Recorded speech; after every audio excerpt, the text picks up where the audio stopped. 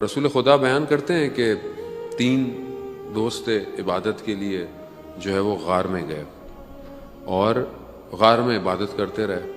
اچانک سے تھوڑا سا طوفان زلزلہ ٹائپ کا آیا، پتھر گرا، غار کا دروازہ بند ہو گیا۔ اب یہ تینوں اندر پھنس گئے۔ اب انہوں نے کہا پروردگار ہم سے کوئی غلطی ہو گئی ہے، ہم سے گناہ ہو گیا جس کی وجہ سے اب ہمیں تو باہر نکال۔ تو تینوں نے کہا کہ جو کام ہم نے اخلاص یعنی صرف اللہ کی خاطر کیا ہوگا ہم اس کو بیان کریں گے، اگر وہ اللہ کی خاطر ہوگا تو دروازہ کھل جائے گا، پتھر ہٹ جائے گا۔ تو پہلے نے شروع کیا، پہلے نے کہا کہ میں ایک خاتون، ایک لیڈیز مجھے اچھی لگی تو میں نے اپنی ساری جان دولت خرچ کر دی کہ میں اسے حاصل کروں، لیکن جب میں نے اسے حاصل کیا تو مجھے خدا کا خوف آیا۔ میں نے کہا پروردگار تیری خاطر میں یہ گناہ نہیں کروں گا کہ میں تجھ سے دور ہو جاؤں گا، اگر یہ کام میرا پروردگار تیری خاطر تھا تو مجھے نجات دے۔ تو تھوڑا سا پتھر غار سے ہٹا۔ پھر دوسرے نے کہا کہ میری کشاورزی کی یعنی میری کھیتی باڑی زمین ہے، اس میں لوگ کام کرتے تھے، تو میں نے ایک دن سب کو جو کام کیا ان کو میں نے آدھا دھرم جو دیا، وہ جو گولڈ سلور کا سکہ تھا وہ دیا۔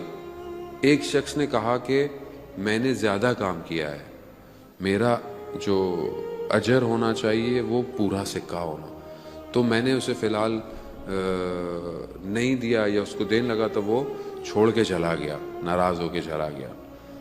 پھر میں نے اس ایک دھرم کو اپنے کاموں میں لگایا اور اس سے میں نے اور کام کیے اور چیزیں کی۔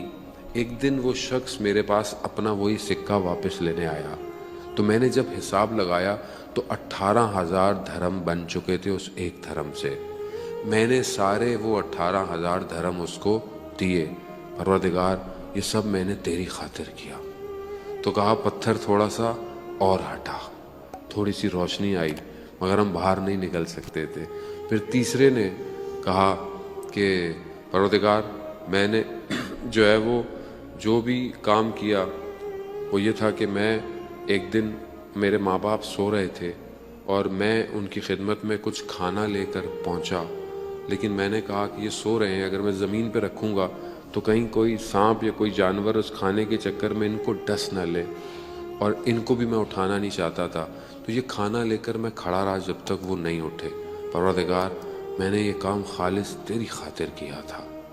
کہا کہ پتھر جو ہے وہ اپنی جگہ سے ہٹ گیا۔ رسول خدا فرماتے ہیں کہ یہ تینوں اپنے کردار کے سچے انسان تھے۔ عزیزان محترم، ہم اپنی زندگی میں کہاں پر اخلاص رکھتے ہیں؟ کسی کو کھانا کھلائیں، کوئی بھی اپنے طرف سے کوئی بھی کام کریں، کیا یہ کام ہمارا اللہ کی خاطر ہے یا نہیں ہے؟